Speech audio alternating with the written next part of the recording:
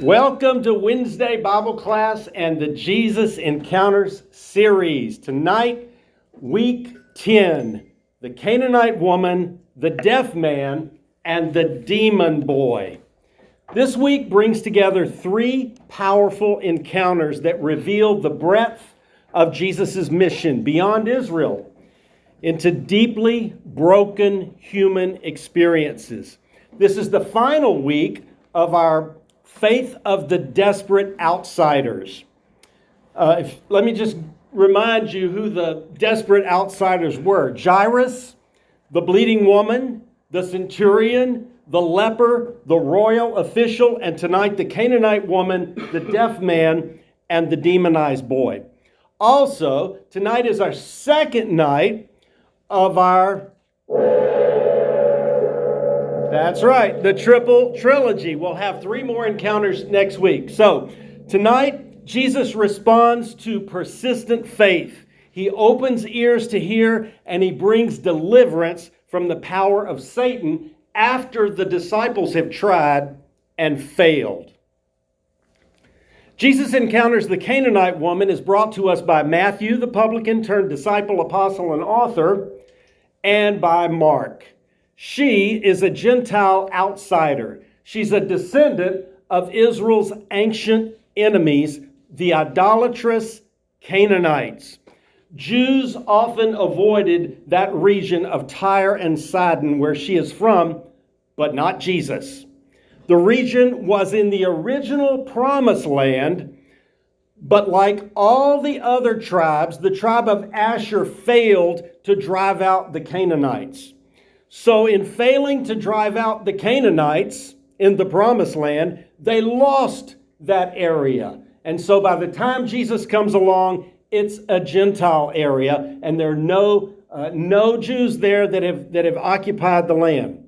So the tribe of Asher failed to drive out the Canaanites just like all the other tribes failed. They did not fulfill the borders that Moses gave them and also Joshua gave them. None of the tribes completely conquered their territories. So we find that the people that were left behind in the Promised Land, the Canaanites that were not driven out, were idolatrous. And with those idols, we're going to see tonight, there's demon activity associated with those idols. And that is the problem of her daughter. Her daughter has a demon. Jesus encounters the deaf man is brought to us by Mark.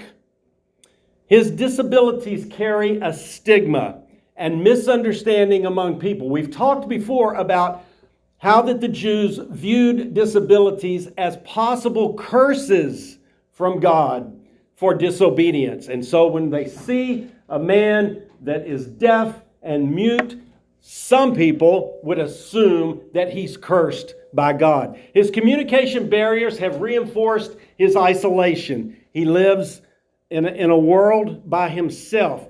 Yet remarkably, he has friends who bring him to Jesus. Jesus works in a deeply personal manner with this man. He uses a one-time method that he never used before and he never used again, and he saves this man. Jesus encounters the demonized boy is brought to us by all three of the synoptic gospels, Matthew, Mark, and Luke.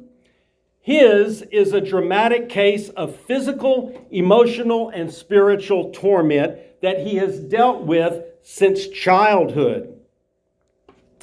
The disciples try to cast the demon out, but they're unsuccessful. His father struggles between doubt and faith, just like all of us.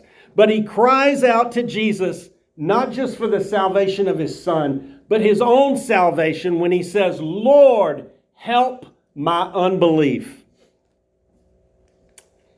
All right, so in all three of these encounters tonight, we're going to see our theme clearly displayed. The Son of Man has come to seek and to save the lost. Jesus has truly come to seek and to save these people. Whether it's the Canaanite mother who is pleading for her demon-possessed daughter, or the man that's trapped in silence and isolation, or the boy that's held in the grip of Satan, each situation reveals that Jesus comes to heal all kinds of brokenness and to save all kinds of lostness.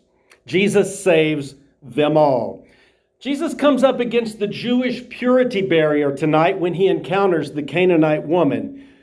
He restores the broken body of the deaf mute man, and he exercises his authority or his power over the demon in the boy.